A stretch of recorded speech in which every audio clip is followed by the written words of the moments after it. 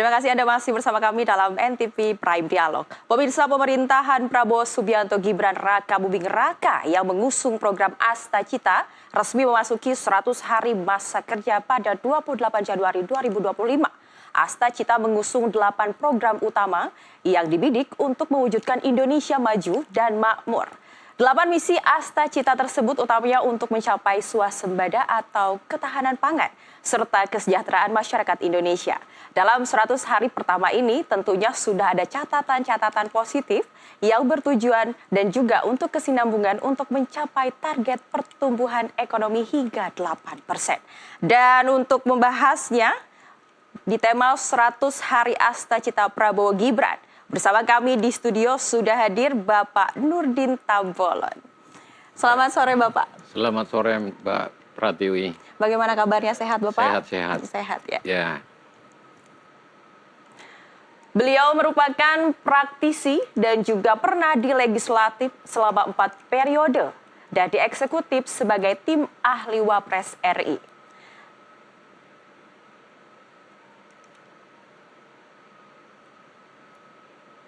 Dan selain itu juga sudah bersama saya, sudah hadir, yaitu ada Mas Fitrah Faisal Hastiadi. Selamat sore Mas, apa kabar? Selamat sore Mbak Ayu, baik. Sehat ya? Sehat. Beliau merupakan ekonom Universitas Indonesia yang juga seorang praktisi di bidang ekonomi.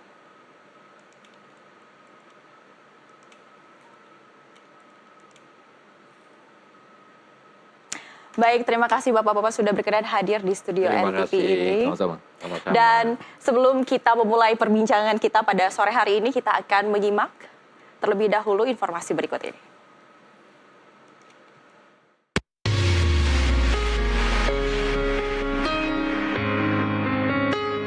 Hasil survei terbaru yang dirilis Lembaga Indikator Politik Indonesia mengungkapkan Gen Z atau generasi yang lahir pada 1997 hingga 2012 mendominasi kalangan yang puas dengan kinerja Presiden Prabowo Subianto.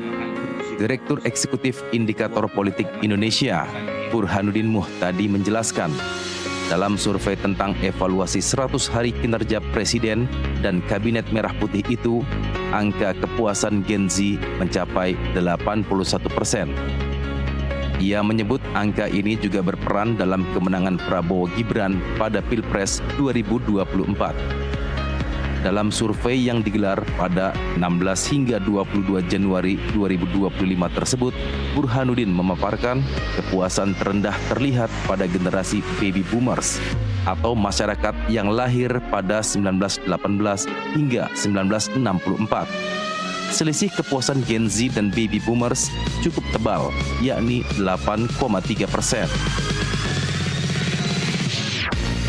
Kendati demikian, Burhanuddin menjelaskan angka kepuasan publik secara umum terhadap 100 hari kinerja Presiden Prabowo cukup, yakni 79,3%.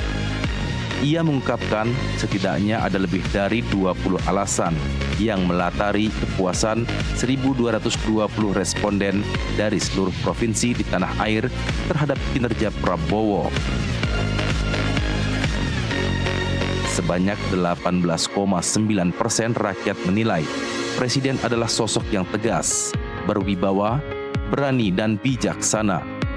Kemudian sebanyak 17,4% masyarakat menilai pemberantasan korupsi berjalan baik di bawah kepemimpinan Prabowo. Selanjutnya 12,8% warga melihat Prabowo memiliki kinerja yang baik dan terbukti. Lalu sebanyak 9,2% publik menyenangi Prabowo karena banyak program kerja yang dicanangkan mulai terrealisasi. Bahkan 5,9% warga menyebut Prabowo sering memberi bantuan. Sementara 5,7% warga puas karena program makan bergizi gratis.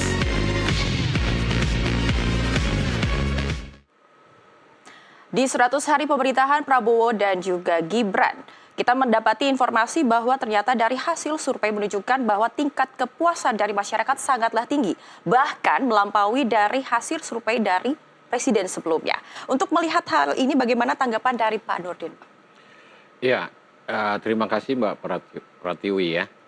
sebenarnya kita tidak perlu heran bahwa kepuasan daripada masyarakat kepada Prabowo itu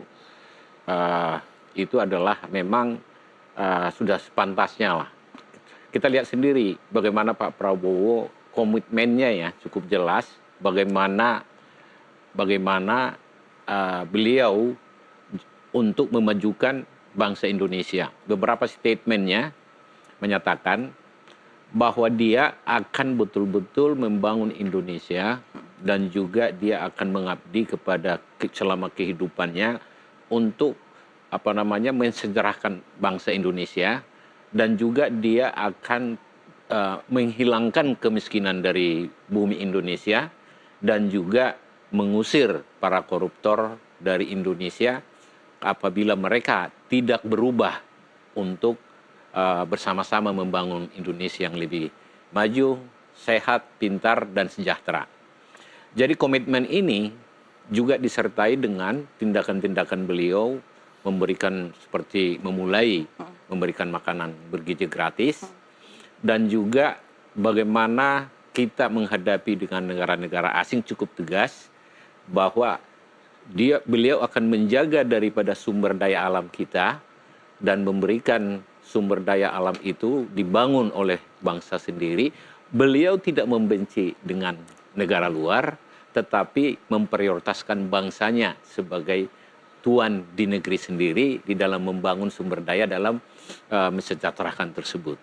Komitmen ini adalah sangat segar di telinga daripada masyarakat Indonesia, sehingga masyarakat Indonesia percaya bahwa beliau ini mampu melaksanakan daripada janji-janji kampanye beliau dan janji-janji beliau sebelum dilantik menjadi presiden dan sebelum dilantik dan sesudah dilantik. Kira-kira begitu, Mbak Berarti Pratiwi. ini intinya sebuah pencapaian sangat luar biasa ya Pak ya. Melihat juga sepak terjang yang dilakukan oleh presiden kita saat ini. Lalu bagaimana menurut Mas Fitra sendiri terkait dengan hasil survei yang sangat luar biasa ini? Ya Mbak Ayu, sebenarnya Pak Prabowo memulai kabinet ini dengan banyak sekali tantangan ya, terutama tantangan struktural. Nah, salah satu tantangan struktural yang coba untuk kemudian dicarikan solusi oleh Pak Prabowo adalah bagaimana middle class kita anjlok ya, dari tahun 2019 sampai tahun 2024 itu anjlok 9,5 juta orang. Ya. Sekarang middle class kita tinggal 47,8 juta dari sebelumnya 57,3 juta. Artinya ada kebayangan pelemahan permintaan secara struktural yang kemudian membayangi potensi pertumbuhan ekonomi di tahun 2025 ini. Dan itulah yang sebabnya kemarin kenapa Pak Prabowo juga menghilangkan ranjau-ranjau ekonomi di tahun 2025. Salah satunya adalah melalui PMK 131 2024 yang mana PPN itu tidak jadi dinaikkan ya dari sebelumnya dari 11 ke 12%. Khusus untuk orang kaya saja gitu. Jadi orang-orang kelas menengah ini yang memang bebannya sudah sedemikian banyak itu kemudian dikurangi ya, atau setidak-tidaknya tidak ada ranjau ekonomi baru tahun 2025. Yang juga tidak kalah pentingnya adalah selain itu program stimulus yang tadinya adalah sebagai kompensasi kalau PPN itu naik, tapi itu tetap dilaksanakan 265 triliun. Plus juga ada beberapa hal yang membuat saya rasa fokus atau prioritas anggaran yang memang fokus kepada konsumsi, sektor konsumsi. Bagaimana juga kita bisa melihat di tahun 2024 angka kemiskinan kita 8,57% itu terendah semenjak tercatat pertama kali tahun 1960. Nah ini suatu hal yang menurut saya membuat bagaimana persepsi publik ya pada pemerintahan Pak Prabowo ini cukup positif. Tetapi tentunya kalau kita melihat tadi ya potret angka kemiskinan yang turun, ini sebenarnya ada bayangan lain ya, middle class kita belum betul-betul pulih. Memang betul kalau kita bicara angka kemiskinan turun itu sebenarnya ada mekanisme kompensasinya berupa misalnya bansos dan juga hal-hal lain yang kemudian bisa membuat atau memitigasi dampak kemiskinan struktural. Tapi di sisi yang lain kalau kita bicara mengenai middle class, dia bukan orang kaya dan juga bukan orang miskin. Jadi bukan ini. Kelas yang bukan. Tapi dia tidak berhak dapat bansos, tapi dia bukan orang kaya begitu. Dan oleh karenanya saya rasa perlu juga untuk fokus bagaimana penciptaan industri padat karya. Yang mana selama ini kalau kita bicara mengenai sektor formal itu semakin terbatas. Orang semakin terlempar banyak ke sektor informal. Mereka tetap tercatat sebagai orang yang bekerja, tapi masalahnya adalah income mereka anjlok. Oleh karenanya saya rasa kemarin juga ada paket stimulus yang 265 triliun itu salah satu adalah untuk penciptaan atau insentif untuk industri padat karya. Yang mana saya rasa ini sangat signifikan dan relevan ya untuk membangkitkan ekonomi kita sepanjang tahun 2025. Dan oleh karenanya persepsi positif itu saya rasa sebuah modalitas ya untuk kemudian bisa membangun ekonomi sepanjang tahun 2025 sehingga ya Pak Prabowo dalam hal ini juga bisa lebih luas ya untuk kemudian melakukan exercise anggarannya tanpa kemudian harus menghadirkan defisit yang lebih besar lagi. Dan kemarin by the way sudah keluar Inpres 1 2025 yang mana itu kemudian menunjukkan kepemimpinan pemerintah ya, kepemimpinan para pejabat untuk menunjukkan bahwa kita bisa berhemat, kita bisa efisien ya, dan pada akhirnya alokasi anggaran itu dibutuhkan dialokasikan ke tempat-tempat yang betul-betul prioritas. Nah betul, terkait dengan meningkatkan ekonomi Mas, ini kan kita juga tahu bahwa di program Asta Cita sendiri untuk ekonomi memang Presiden Prabowo menggemborkan terkait dengan penghapusan hutang UMKM. Dan itu mencapai angka 2,4 triliun, tidak sedikit tentunya Mas. Selain itu juga ada proyek untuk 3 juta rumah. Tentunya dengan ada ini, bukankah ini akan membuka sektor perusahaan dan juga para entrepreneur? Gimana tanggapan dari Bapak sendiri? Ya, jadi reaksi positif dari masyarakat itu adalah starting point yang bagus buat Pak Prabowo. Yang perlu sekarang kita lihat adalah dan dikerjakan oleh Pak Prabowo dan seluruh bangsa Indonesia, bagaimana meningkatkan pertumbuhan ekonomi itu di atas 8%. Jadi kalau kita bisa mendapatkan pertumbuhan ekonomi di atas 8%, semua daripada rencana-rencana yang dibuat oleh Pak Prabowo itu bisa dicapai. Ya, bisa dicapai. Apakah itu pendapatan dan juga nanti bagaimana investasi itu tumbuh. Kemudian pertumbuhan 8% itu hanya bisa didapat apabila investasi yang dibutuhkan untuk itu adalah sebesar 13.000 triliun lebih selama 5 tahun. Nah, mendatangkan investasi sampai dengan 13.000 triliun ini adalah bukan persoalan yang mudah. Inilah yang dipakai. Karena beban-beban daripada kewajiban di tahun depan itu sangat besar.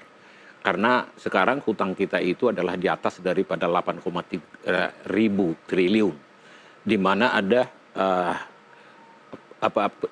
pengembalian daripada pokok hutang ada mencapai sampai 800 sampai 900 triliun. Dan juga makan bergizi gratis itu tambahan juga sekitar 72 triliun. Dan beban-beban lainnya yang tetap harus dikeluarkan. Jadi bagaimana pemerintah untuk bersinergi memasukkan investasi dalam negeri maupun foreign direct investment itu adalah sesuatu yang harus dicapai. Jadi goalnya itu bagaimana memasukkan investasi dengan 13.000 triliun lebih itu dan mengelola secara benar dengan tidak dikorupsi sehingga pertumbuhan ekonomi itu bisa di atas 8%. Sehingga nanti masyarakat sehat, maju, dan pintar itu 5 tahun mendatang itu bisa terjadi. Kemudian untuk pembangunan daripada rumah, yang sekitar 3 juta rumah per tahun itu, dan juga bansosnya, dan kemudian makan bergizi gratis tidak terganggu, ini adalah kerja daripada kabinet beliau ini haruslah profesional, dengan goal yang fokus terhadap pertumbuhan ekonomi 8%, dengan masuknya investasi sekitar 13.000 triliun, bagaimana caranya mereka menstrategikan itu bisa tercapai dan melakukan daripada pelaksananya. Saya sebagai seorang entrepreneur juga ya, sebagai pengusaha. Jadi kalau perencanaannya sudah dibuat, itu dengan bagus, mampukah diimplementasikan di lapangan dan juga mampukah dikelola sampai mencapai target di atas 8% itu, 8%, itu tidak mudah. Tidak. Nah, ini yang perlu harus didukung Pak Prabowo supaya semua menteri-menterinya dan semua elemen bangsa itu bersatu padu dalam mendukung pencapaian itu. Agar Saya kira di situ nantinya dia. bisa mencapai 8%. Ini sangat Di menarik atas, sekali. bukan mencapai. Di Harus atas, di atas 8%. Di atas 8%. Ini menarik sekali Pak Nurdin, tapi ditahan karena kita harus break sejenak. Dan pemirsa, kita akan break terlebih dahulu. Setelah ini kita akan kembali dengan topik bahasan 8% setelah mendengarkan dari uraian dari Presiden Prabowo. Tetaplah bersama kami di NTV Prime Dialog.